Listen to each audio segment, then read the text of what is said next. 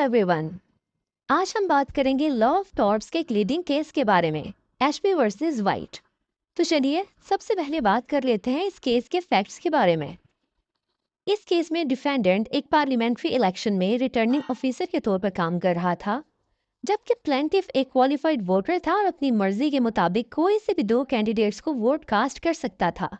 लेकिन डिफेंडेंट ने प्लेंटिफ को वोट कास्ट करने से रोक दिया, जिसकी वजह से प्लेंटिफ एक क्वालिफाइड वोटर होने के बावजूद भी वोट कास्ट नहीं कर पाया।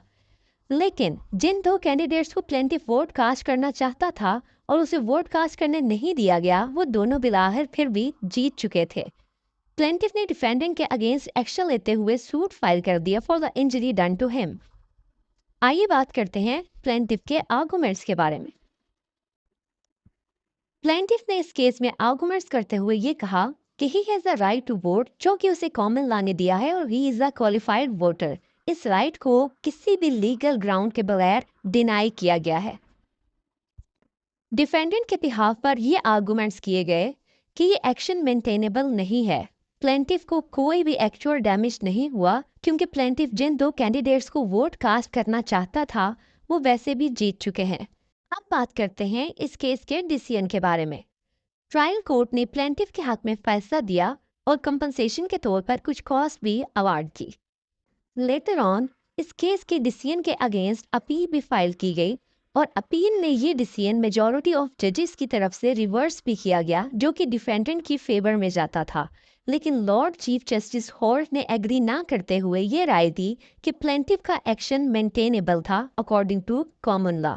इस लीडिंग केस में Latin maxim injuria sine damno apply हुआ, जिसका मतलब ये है कि किसी भी इंडिविजुअल के लीगल प्राइवेट राइट के इन्फ्रिंज होने के बाद बेशक उसे कोई एक्चुअल लॉस या डैमेज ना हुआ हो, तब भी उस पर्सन के पास कॉज ऑफ एक्शन मौजूद होगा।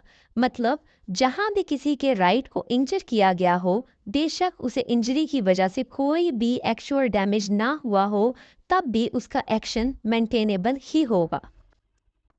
आसान लफ्ज़ों में ये कहा जा सकता है कि वो राइट्स जो सिटीजन्स को कॉमन लॉ की तरफ से दिए गए हैं, उन राइट्स को कोई भी वायलेट नहीं कर सकता, बेशक उन राइट्स की वायलेशन से सिटीजन्स को कोई भी डैमेज ना हुआ हो।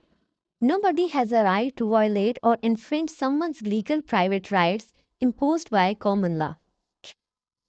In this lengthy judgment, Lord Justice based his determination on the following three counts. First one is that the plaintiff had legal right to cast vote for the election. Number two, the right of course was legal right, and in consequence of the possession of such right, the holder must have a legal remedy to assert and maintain it. Number third is that it was the proper remedy which the plaintiff had pursued, being supported by the principles of ancient common law of England.